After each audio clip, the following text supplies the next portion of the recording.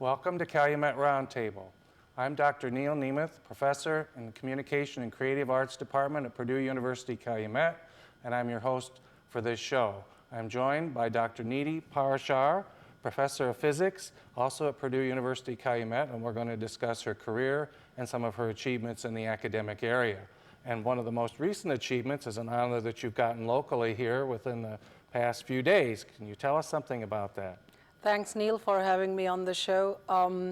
Yes, I was recently nominated for 2014 Influential Women of the Year under the Up-and-Coming Women, for those who have worked in the field for less than 10 years or so. In the education category, I was nominated for that and won that, along with all the other categories too, including education. So I was very fortunate. Yes. I'm always interested to learn the backgrounds of some people who have been fortunate and successful in their careers. And I'm interested in learning specifically about your educational background in India. So I first went through K through 12, just like here we have in the US, but in private schools, and the medium of instruction was English throughout. Subsequent to that, I did a bachelor's in physics honors, followed by a master's in physics, and eventually a Ph.D. from University of Delhi in high energy physics.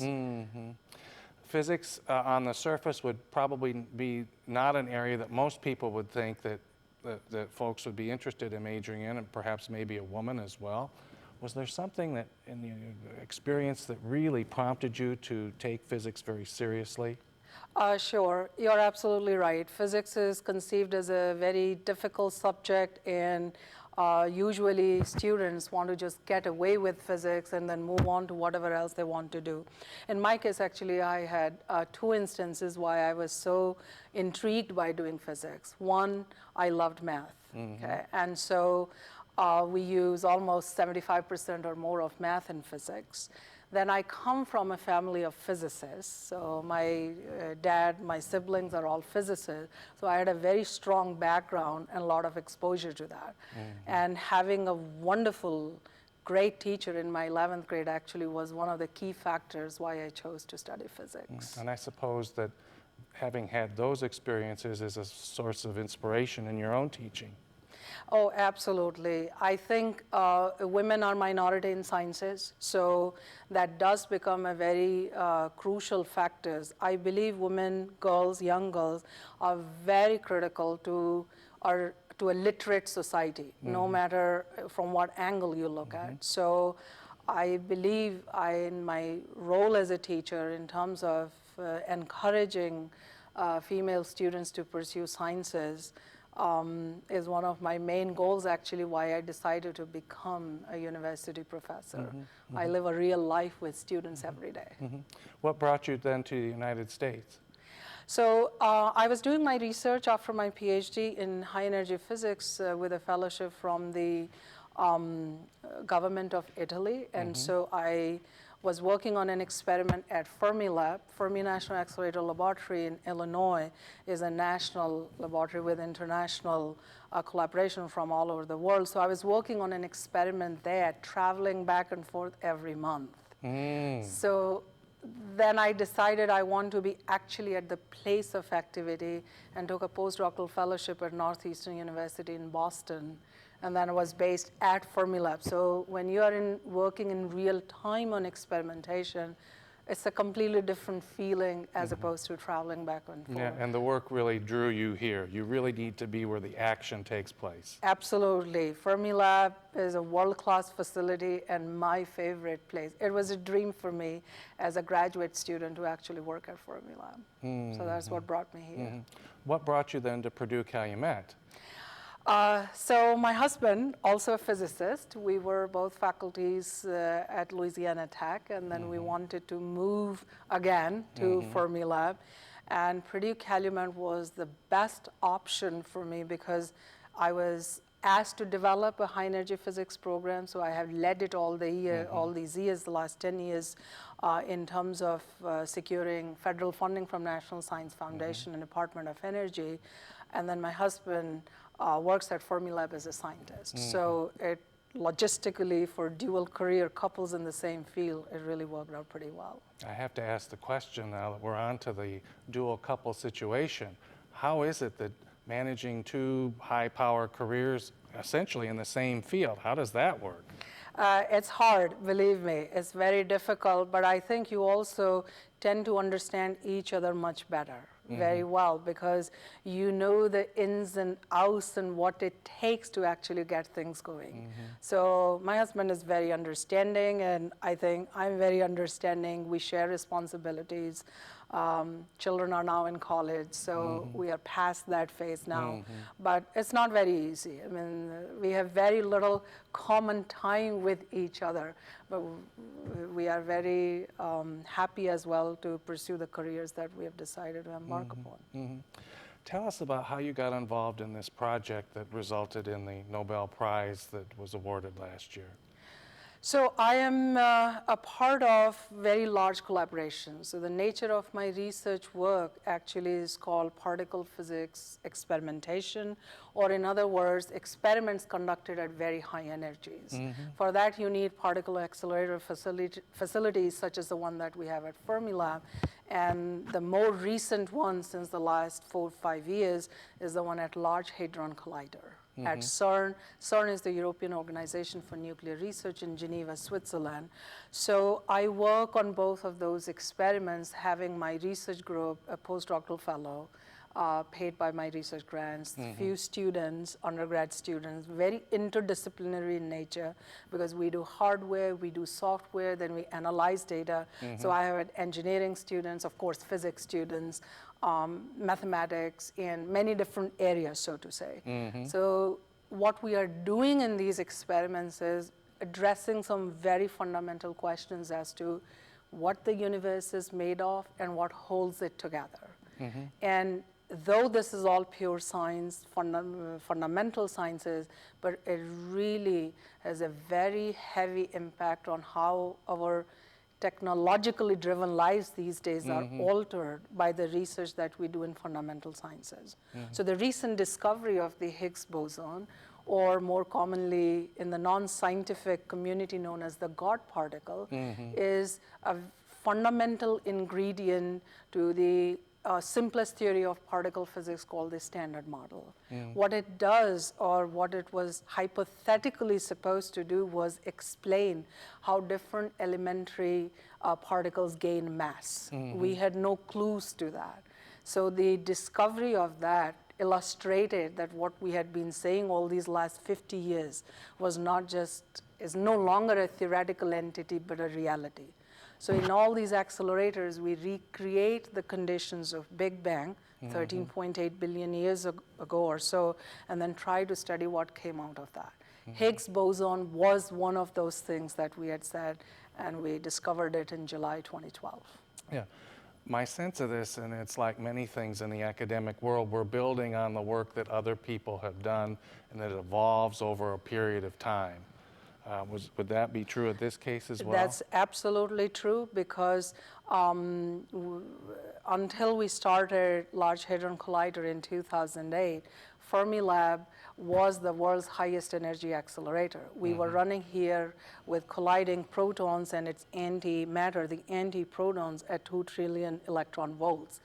Building on the information we learned there, building on which mass categories we can refine our research for the Higgs boson, we were able to pinpoint and reduce the time of data analysis at CERN, where we discovered it eventually. So absolutely, these, as I said, very large-scale collaborations, anywhere 25 to 30 years of preparation. And the moment we start doing, we are already ready on to actually go on to the next level of developing more precise detectors and do more sophisticated techniques to analyze the data. Yeah, and I'm sure in the process of this, there were probably some paths that were not as productive and created some degree of frustration. Did that happen in this project too? Yes, like any other project, of course. Life is not smooth, so things happen. And to give you an instance, in 2008, we started the machine at CERN, so it was a huge fun thing for us, and that exhilarating moment we had been waiting for, to see the beam take the whole circle of 17 miles around that ring. So everything great. But just few days later, less than a week later, in the accelerator, we had some 2 wires that were wrongly connected. And because of that poor connection, it's short, and 250 or so superconducting magnets that were in this accelerator were actually destroyed. Oh my. So the entire project that people had been working, scientists, engineers, for over a year, actually got delayed by another year, and $1 million down in repairs. So how did you deal with the disappointment? Well, we just continued. There's never a moment where we say, okay, we are ready, and now we have nothing else to do. There's always so much work to do in terms of optimizing the software, in terms of improvising your techniques to do data analysis, in terms of already the improvement phase of detector building is going on in R&D research in the lab. So in fact, we didn't even know where that 1 year actually passed. We were so busy doing things. I noticed one word that you used in your description was improvise. How important is that in doing research of this sort? The entire premise of doing this kind of research that I do is based on how precisely you can measure things. So you cannot have precision unless you know you can reach from 10 to the minus 3 meters, for example, to 10 to the minus 4 meters. And to give you a sense of scale, we built this largest scientific machine ever at CERN, Large Hadron Collider. It's called a discovery machine for a reason. The scales we are looking at are the smallest possible. So there is an interesting dichotomy, analogy, whatever you want to say. Largest scientific machine looking at the smallest structures. And those are of the order of 10 to the minus 18 meters. So that's something. So the juxtaposition of huge versus tiny is incredibly ironic in this case. It really is. But again, we are trying to understand how the universe was created. What is the cosmic structure? Are there particles that exist in nature which we haven't yet found? What is dark matter? What is dark energy? And we, at the moment, can account for only 5% of the available matter in the universe. Where exactly is the rest of it? So there are tons of such fundamental mystery questions that we are trying to find clues. And I would guess that this also reinforces for you so much that we don't know at this point. Absolutely. Yes, it does. It really does. And that's the beauty of science. In some sense, we consolidate the information that we have and try to interpret what everything put together means, but at the same time, this becomes the platform to move on and find something else, even though the beauty of it working is within its own range, and then look for something else. We're going to take a quick break right now, and then we'll come back after the break and talk to Dr. Parashar a little bit more about the Nobel Prize project that she was a participant in, and also about her teaching and scholarship.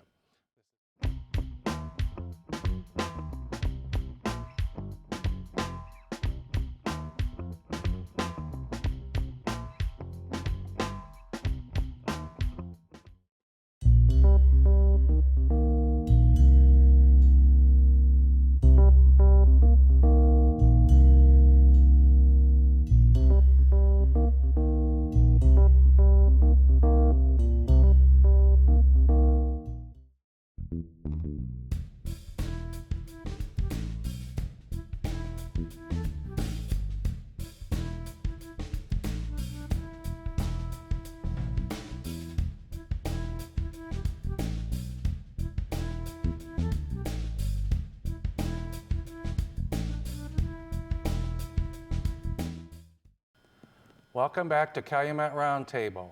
I'm Dr. Neil Nemeth, professor in the Communication and Creative Arts Department at Purdue University Calumet. My guest today is Dr. Neeti Parashar. She teaches physics in the Purdue University Calumet as well. And we're going to be continuing our discussion on Dr. Parashar's teaching and research and scholarship. when we took a little bit of a break, we were talking about some of the challenges that can come into play when you're doing research and scholarship. Let's talk about the other side when you are in the process and you realize that you've accomplished something really significant. How does that work? On one hand, it's very exciting to be a part of something for which you have worked for years, and along with all the tribulations of finding the time over and above your teaching to do that, given that we are primarily in a teaching institution. But in the end, because you're so passionate about it, it's very fulfilling professionally. And specifically with regards to teaching, it's for me, it's very exciting to involve students, because as it is, physics by itself can become very dull and monotonous. It's a pedagogical structure that doesn't really change from day to day. It's only the research aspect of it that can actually change even the text of your book. So to involve students in that kind of excitement, okay, and fortunately or unfortunately, it's only that part of it that's contagious enough to pass on to the students. In the end, they have to be self-motivated as well if they want to do this. But they put me on toes. They forced me to actually look for projects that hit at their right wavelength to be able to perform. Because then I also have a postdoctoral fellow who does research at a much different level. So I think it's very great to have that kind of spectrum of group that not only do I teach, but eventually is also involved in your activities. And the exposure is absolutely fantastic for them. Can you give us an example of how your scholarship has fed your teaching? One of the things that I normally do every semester is take all of my classes, and this is open to all the other physics classes as well, and chemistry, because I'm in the same department, take the students to a tour at Fermilab, tour of Fermilab. And many of our students have actually never been to Fermilab before, which is right in our backyard, 60 miles from here. It's an exposure that when they look at it, it's jaw-dropping facility, world class, which has not just physics, but various other scientific aspects to it, such as there's a wildlife preservation of bisons, there is a wildflower preservation, there is, we have one of the 2 national state prairies there. So it's an environment that's so conducive to working, because if you're just in your lab 24/7, it can be insanely monotonous. So to break that structure, it has been designed very well. So my students, so many of them have actually ended up working with me because they went on this tour with me. Even they were my students in regular classes here. And then I have developed several research and reading courses in high energy physics, which ranges anywhere on the number of students from 2 to 8 in a given semester. So that's very exciting for me to teach. So there is a very common consolidation of what you do in research and teaching. I don't think you can really separate the two. And it's really impossible to give that sense by just reading it out of a textbook. Oh, absolutely. As I said, text is all very traditional, sitting there in the books for years, but what happens in day-to-day life is what's exciting and what you try to expose them to as well.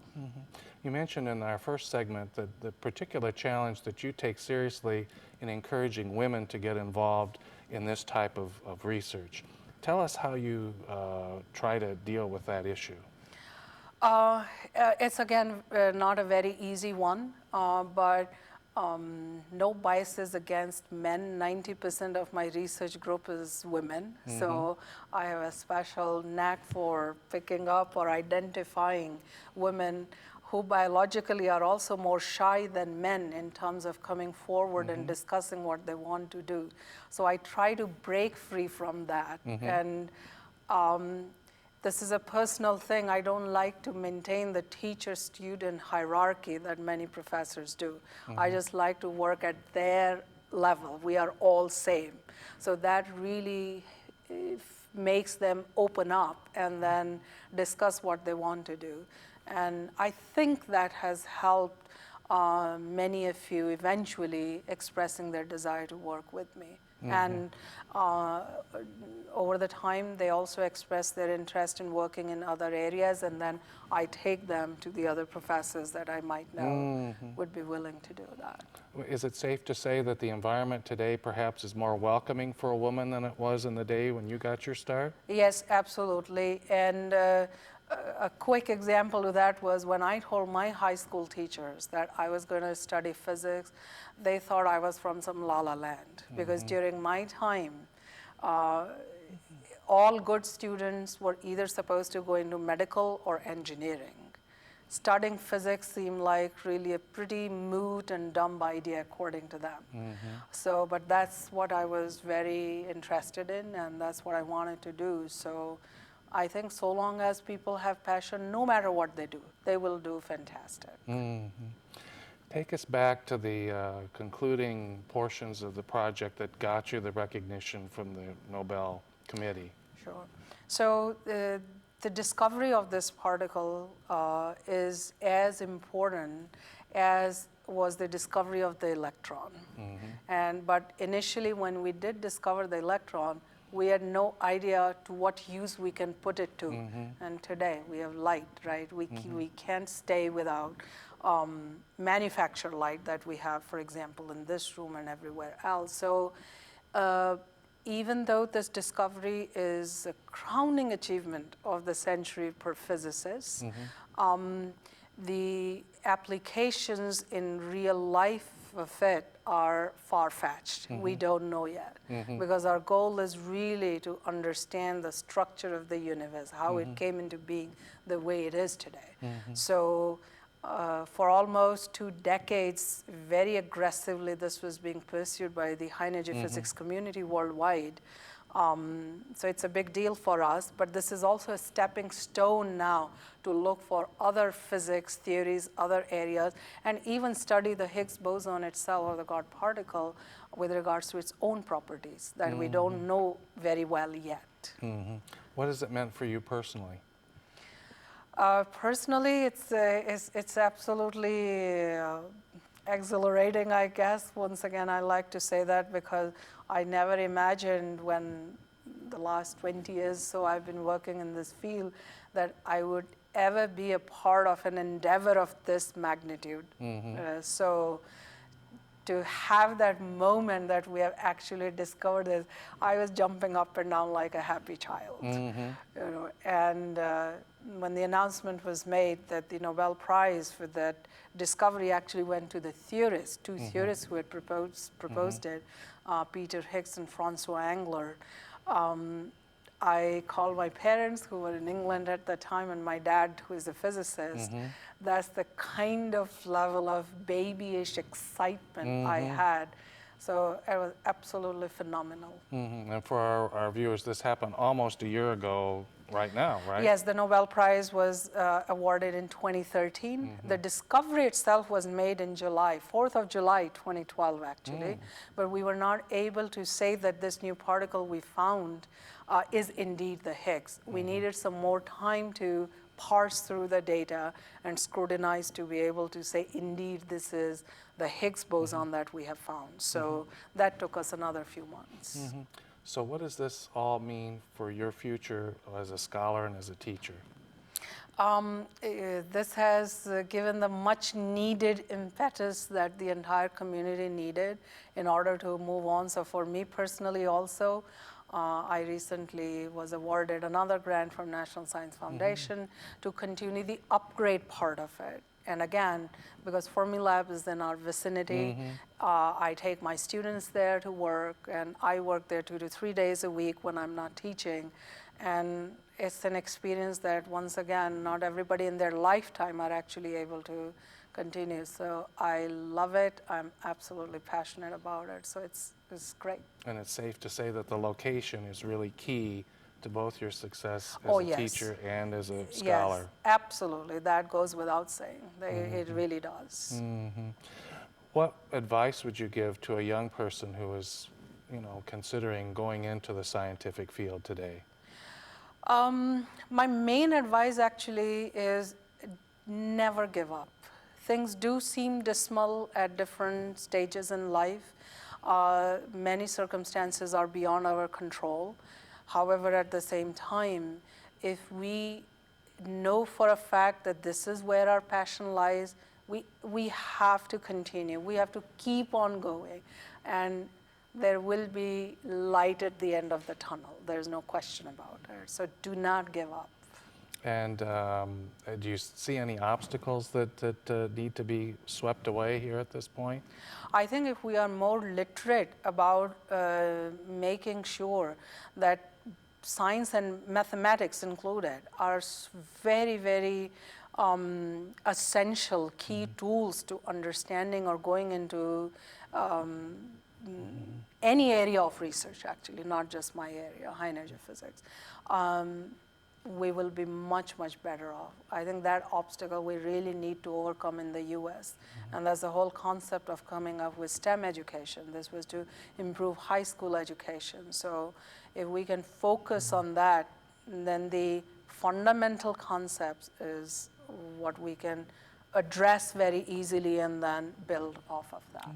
Fantastic, thank you. And that's all the time we have for our program today. I'm Dr. Neil Nemeth. I teach in Communication and Creative Arts. My guest has been Dr. Neeti Parashar from the Physics Department at Purdue University Calumet. Have a great day. Thank you. Thank you.